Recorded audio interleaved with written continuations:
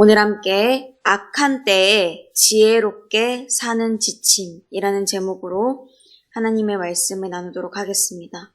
악한 때에 지혜롭게 사는 지침이라는 제목입니다. 저는 늘 아동부 설교를 할 때 끝에 그날의 핵심적인 주제 한마디를 아이들과 함께 외치고 또 적기도 하고 그거를 몸으로 표현해 보기도 합니다. 단순히 재미를 위해서가 아니라 한 주 동안 말씀을 기억하면서 살아낼 수 있도록 하기 위해 여러 번 또 여러 방법으로 함께 반복해 보는 것입니다. 그리고 다음 주일에 와서 지난 주간 기억했던 말씀 주제에 손유일을 함께 기억해내면서 들은 말씀을 삶에 적용하며 살아왔는지 생각해 봅니다. 못했으면 또 해보고 또 해보고 그렇게 훈련을 하는 거죠. 그런데 이 중에서 외치고 몸으로 해보는 거는 연령에 상관없이 다 해볼 수 있는데 아직 한글을 배우고 있어서 혼자서는 그 글씨를 쓸 수 없는 연령대의 아이들도 있습니다. 이 아이들은 어떻게 할까요? 아동부 선생님께서 이제 먼저 점선으로 글씨를 써주십니다. 그러면 그 위에다가 아이들이 한자 한자 점선을 따라서 글씨를 쓰는 거예요. 이거 너무 귀엽죠?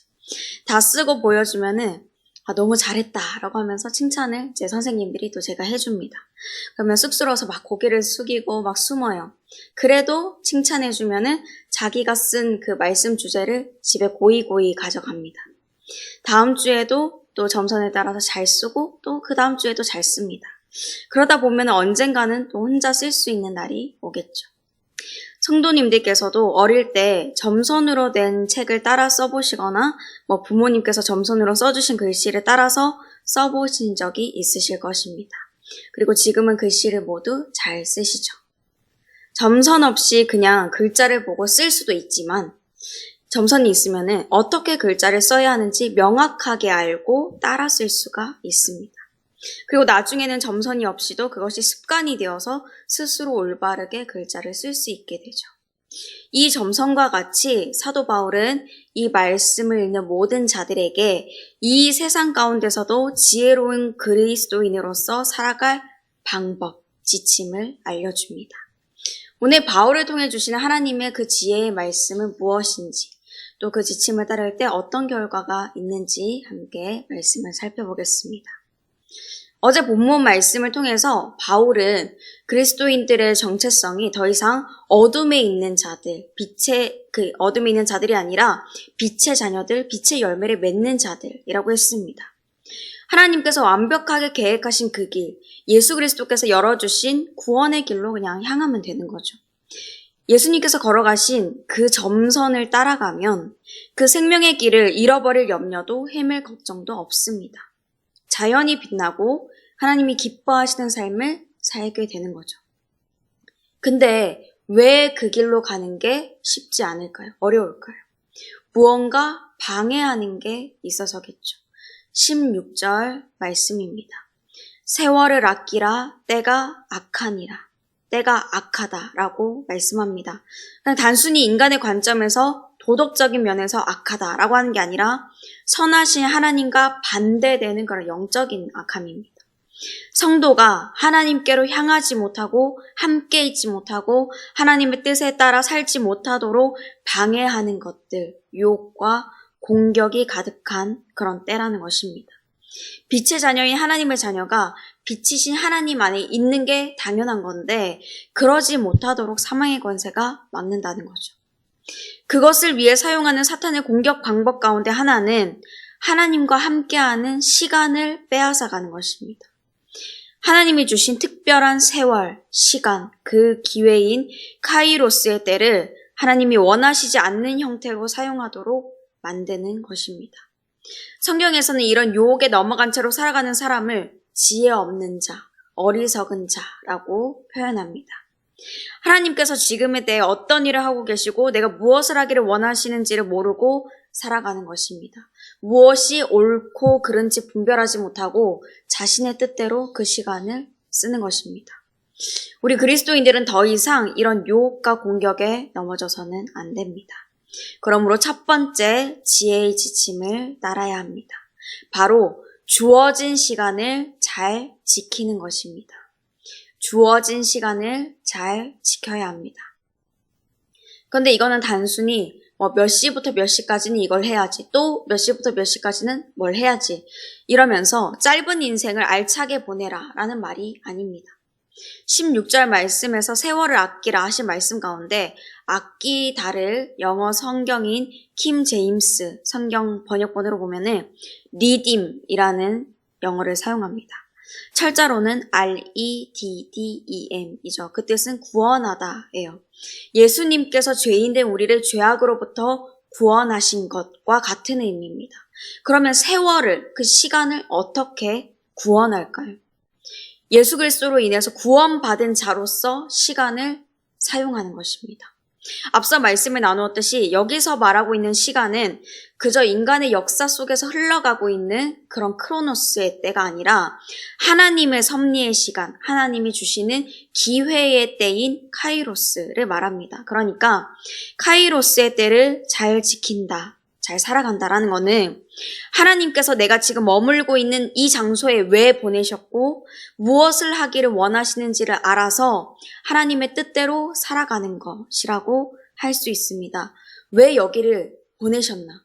내가 여기에서 뭘 해야 되는가? 하나님의 뜻대로 어떻게 살아가야 되는가? 라는 것을 알고 살아간다는 거죠. 예수님은 33년이라는 세월 가운데서도 3년이라는 어떻게 보면은 짧은 그런 공생애를 사셨습니다. 그런데 그럼에도 불구하고 예수님께서는 예수님께 주어진 그 기회를 잘 지키셨고 그 시간을 잘 붙잡으셨습니다. 하나님께서 왜 예수님을 이 땅에 보내셨고 무엇을 하길 원하시는지를 아셔서 하나님의 뜻대로 사셨죠. 죄악으로 인해 사망의 길로 향하는 죄인들을 구원하시기 위해 이 땅에 오셨고 하나님의 나라 복음을 전하셨습니다. 그리고 한시도 아버지 되시는 성부 하나님과 떨어져 있지 않으시고 늘 교제하셨죠.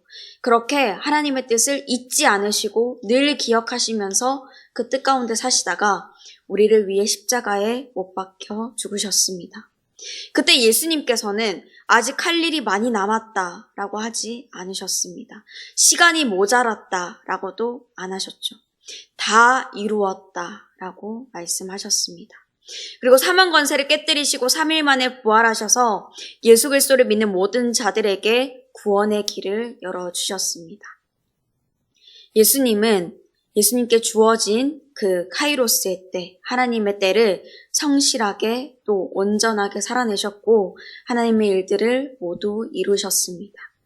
이처럼 하나님께서는 예수님의 발자취, 그 점선을 따라 살아가는 예수 그리스도의 사람들이 하나님께서 주신 시간의 의미를 알고 지키면서 살아가기를 원하십니다. 내가 살아가면서 하고 싶은 것들 있고 만나고 싶은 사람들 많이 있죠. 그런데 그걸 다 하지 말고 만나고 싶은 사람들 다 만나지 말라 이런 말이 아닙니다. 그 일로 인해서, 그 관계로 인해서 하나님이 주신 때를, 기회를 놓치지 않도록 유의해야 한다라는 것입니다. 우리 모두가 하루하루 그냥 바쁘다는 핑계로 이리저리 헤매면서 살아가다가 카이로스의 때를 놓치지 않고 하나님의 뜻을 온전히 이루어드리는 삶을 살아가게 되시기를 바랍니다. 그러한 삶을 살아갈 수 있도록 하나님의 시간에 민감하게 반응하고 내가 있는 곳에서 하나님의 일들을 함께 이뤄갈 수 있도록 하나님께서 그리스도인들에게 이분을 보내주셨습니다. 하나님의 영 또한 그리스도의 영이신 성령님이시죠. 예수 그리스도를 주라고 고백하고 있는 한 사람 한 사람 가운데 성령님이 내주하고 계십니다. 고린도전서 12장 3절 말씀입니다. 그러므로 내가 너희에게 알리노니 하나님의 영으로 말하는 자는 누구든지 예수를 저주할 자라 하지 아니하고 또 성령으로 아니하고는 누구든지 예수를 주시라 할 수 없느니라. 아멘. 그 성령님은 사람이 깨달을 수 없는 하나님의 때와 뜻을 다 아시는 분이십니다. 로마서 8장 27절 말씀에서 증거합니다. 마음을 살피시는 이가 성령의 생각을 아시나니 이는 성령이 하나님의 뜻대로 성령을 위하여 간구하심이니라. 아멘. 그래서 성령님과 친밀하게 지내면 또 성령님의 지혜를 받으면, 같은 말로 성령님으로 충만한 삶을 살아가면 성령님께서 그리스도인들의 삶이 하나님의 뜻에 합당한 삶이 되도록 인도해가 주십니다.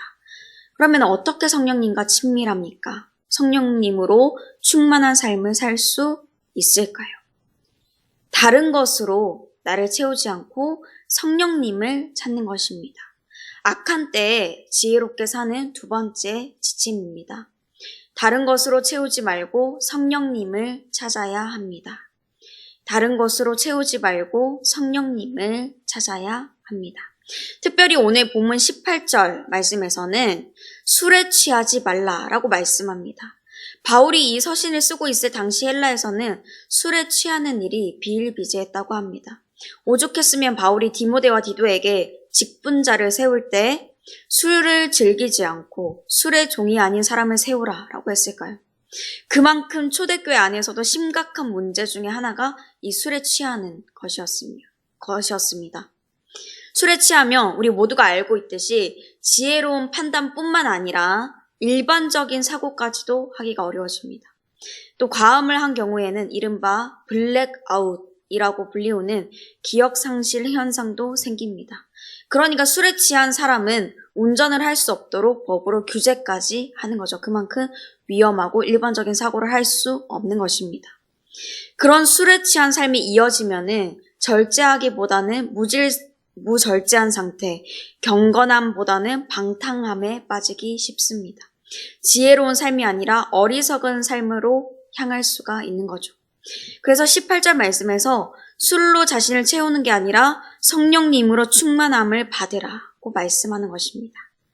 술이 내 생각과 행위를 지배하는 게 아니라 성령님께서 내 삶을 주관해 주시도록, 변화시켜 주시도록 말이죠.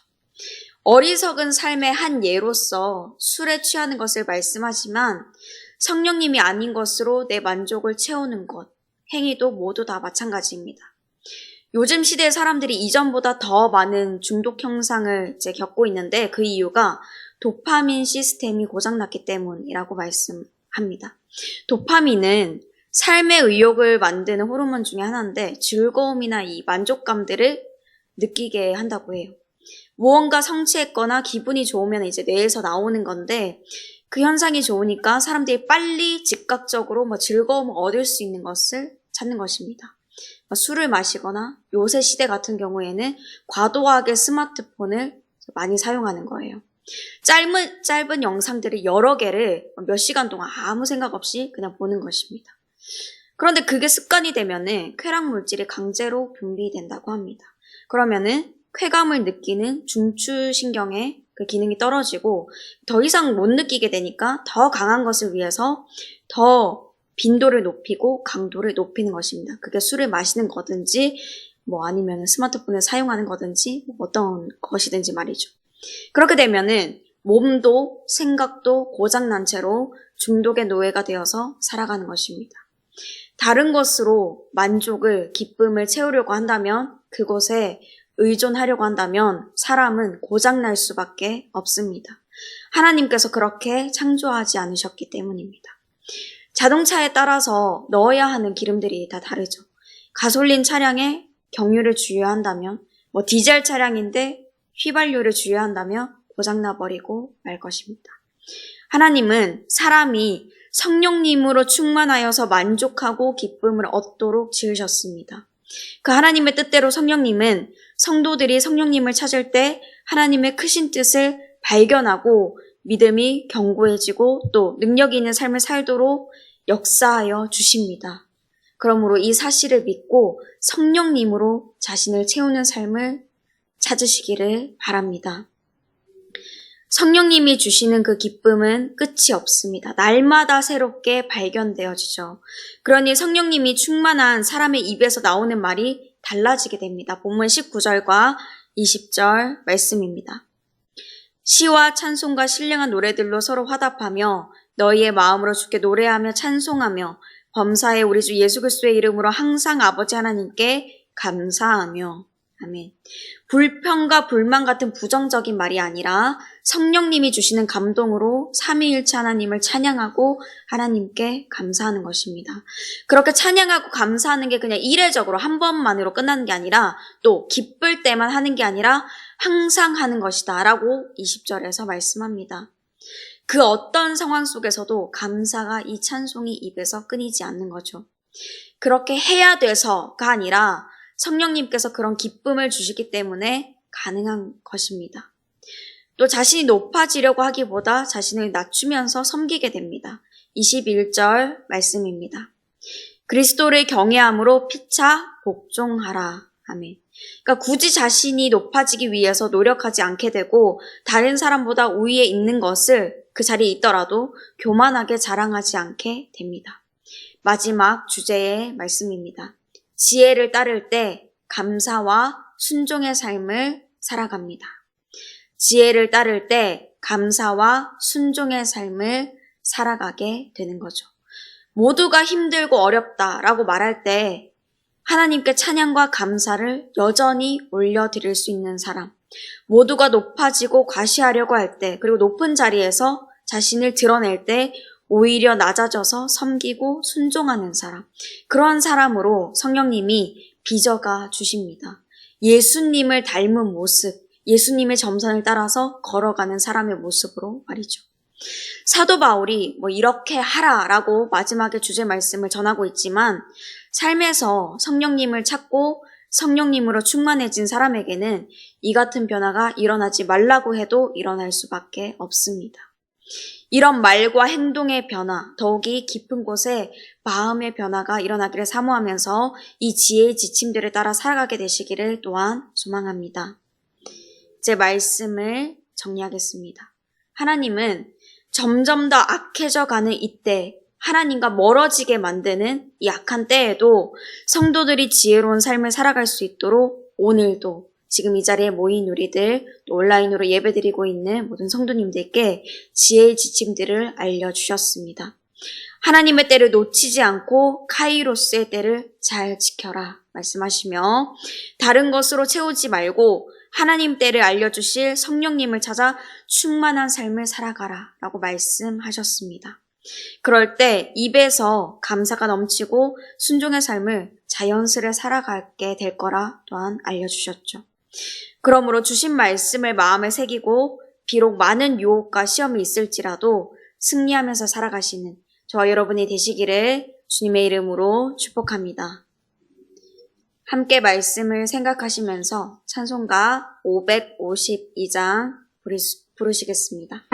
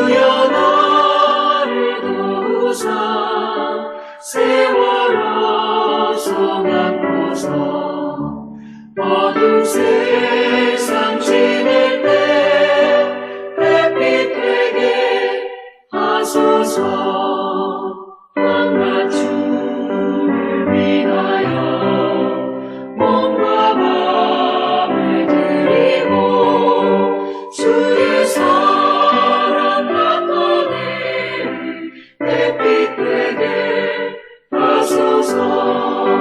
주여 나를 도우사 세월어서 바꿔서 어두운 세상 지낼 때 햇빛 되게 하소서.